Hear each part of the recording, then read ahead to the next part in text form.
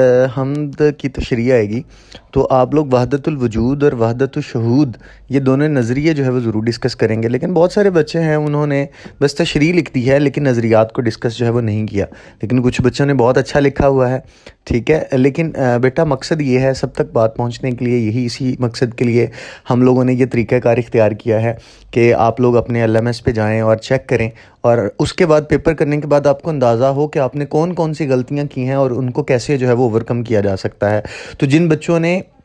بالکل اس بات کی طرف توجہ نہیں دی کہ ہم نے وحدت الوجود اور وحدت الشہود کو جو ہے وہ لازمی طور پہ لکھنا تھا اور اس نظریے کو پہلے ڈسکس کرنا تھا، ڈسکس کرنے کے بعد جا کے باقی جو ہے وہ تشریح لکھنی تھی، تو ان بچوں کو اگلی دفعہ بیٹا وہ یہ دوبارہ سے غلطی جو ہے وہ نہ کریں۔ اچھا جی، اس کے بعد اپنی مدد آپ ہے، اس کے جو ہے وہ مصنف سے سید ہیں، اور اس کے اندر جن چیزوں کو لازمی طور پہ آپ نے ڈسکس کرنا تھا، ایک تو اس کا آغاز ہے، مقولے سے اس کا آغاز کرنا تھا، پھر اس کے اندر آپ نے خضر کا ذکر کرنا تھا، ولیم ڈراگن کا ذکر کرنا تھا، اور آخر پہ جا کے آپ نے ایکچولی بتانا تھا کہ سب سے بڑی جو چیز ہوتی ہے وہ مشاہدہ ہے، اور وہی انسان کو جو ہے وہ آگے ترقی پہ لے کے جاتا ہے۔ اس کے بعد جی لوڈ شیڈنگ پہ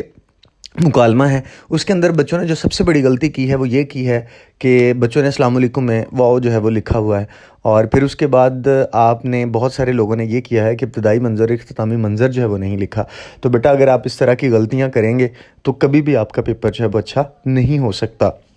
آپ کو مکالمے میں کبھی بھی بہتر جو ہے وہ نمبر نہیں حاصل ہو سکتے۔ تو اس وجہ سے جو چیزیں آپ کو بتائی جا رہی ہیں، اگلی دفعہ آپ مکالمہ ہے یا خلاصہ ہے یا نظم کی تشریح ہے تو اس کے اندر آپ نے یہ غلطی، غزل لکھتے ہوئے بچوں نے جو غلطی کی ہے وہ یہ کی ہے کہ آپ کو 4 حوالے لکھوائے گئے ہیں نا، مین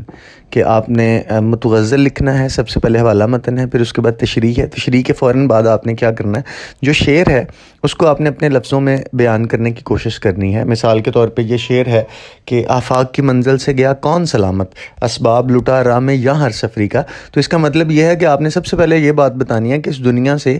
کوئی بھی شخص ایسا نہیں ہے جو بچ جائے گا، بلکہ دنیا کے اندر ہر شخص نے مرنا ہے، یہ سب سے پہلے آپ کام کریں گے۔ اس کے بعد آپ نے کیا کرنا ہے، آپ نے جو ہے وہ حوالہ لکھنا ہے کہ ڈاکٹر سید عبداللہ نے کیا کہا، ڈاکٹر جمیل جالبی نے کیا کہا، یا ڈاکٹر رشید احمد صدیقی نے کیا کہا، یا ڈاکٹر طارق ہاشمی صاحب نے کیا کہا۔ یہ آپ کو 4 حوالے لکھوائے گئے ہیں، لیکن آپ کو 3 شعر آنے، تو آپ نے کیا کرنا ہے، ایک شعر کے اندر ایک حوالہ لکھنا ہے۔ لیکن بیٹا غلطی آپ نے یہ کی ہے بہت سارے لوگوں نے کہ ایک ہی مطلب حوالہ آپ نے تینوں شعروں کے اندر لکھ دیا، اس طرح سے آپ نے بالکل بھی نہیں کرنا، ہر شعر کے اندر مختلف حوالہ لکھنا ہے۔ اور دوسرا یہ ہے کہ آپ نے بہتر طریقے سے شعر کو جو ہے وہ لکھنے کی کوشش کرنی ہے، اور اگر آپ شعر بھول جاتے ہیں، فرض کریں آپ تشریح لکھتے ہوئے آپ کو شعر بھول گیا جو اس سے ریلیٹڈ ہے، تو میں نے آپ کو اس کا بھی حل بتایا کہ بہترین حل یہ ہے کہ واوین انورٹڈ کاماز جو ہے وہ ڈال کے آپ شعر لکھ دیں گے تو آپ کا شعر وہ غلط نہیں کرے گا۔ لیکن اگر آپ نے شعر کی علامت ڈال کے شعر غلط لکھ دیا تو ظاہری سی بات ہے وہ وزن میں نہیں ہوگا، تو وہ آپ کا پھر جو ہے وہ غلط کر دے گا۔ اس وجہ سے ان ساری کی ساری چیزوں کو جو ہے وہ لازمی طور پہ مد نظر رکھیں۔